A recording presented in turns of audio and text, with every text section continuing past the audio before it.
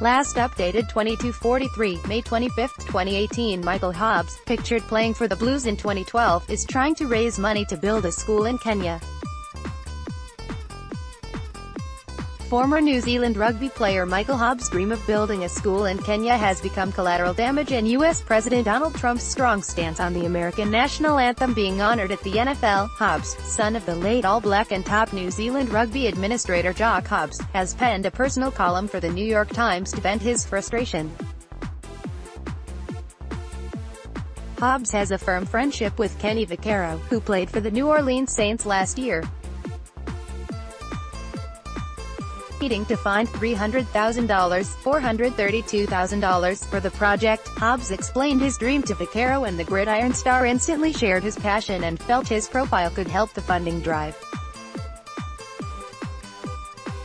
New Orleans Saints players and team kneel prior to the NFL match between New Orleans Saints and Miami Dolphins at Wembley Stadium last year.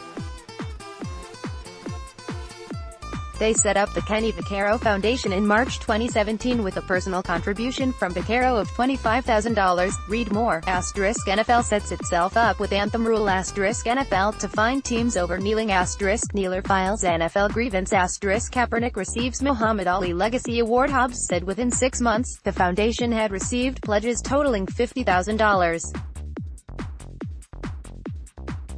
Hobbs, a former Super Rugby player, raised an additional $125,000 from outside donors, and Vaccaro pledged another $100,000, but disaster struck last September when Vaccaro, protesting police brutality and racial injustice, was one of 10 players from the New Orleans Saints who sat on the bench during the national anthem before an NFL match with the Green Bay Packers.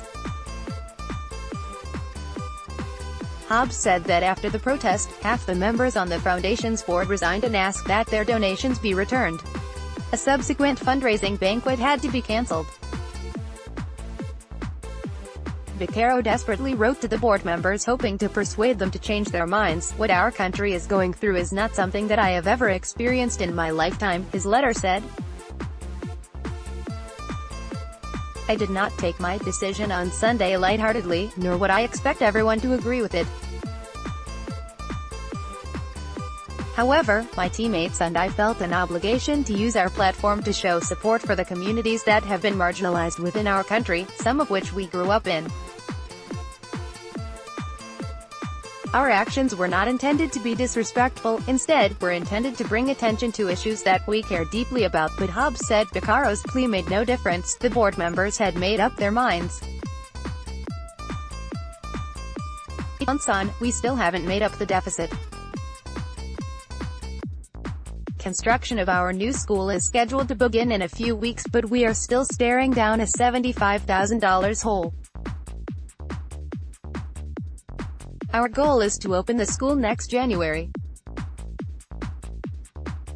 I'm not sure if we'll have the money in time," Hobbs wrote in his column. "While finishing my MBA at Stanford, I'm trying to leverage my network here to deliver on our promise to the children of Blessed Hope." For his part, Kenny has not been signed by any NFL team, even though he was considered one of the premier free agents heading into the off-season. Does this have anything to do with his protests? We have both learned a lesson about the collateral damage of pettiness and polarization. Kids in a Nairobi slum pay the price. Stuff.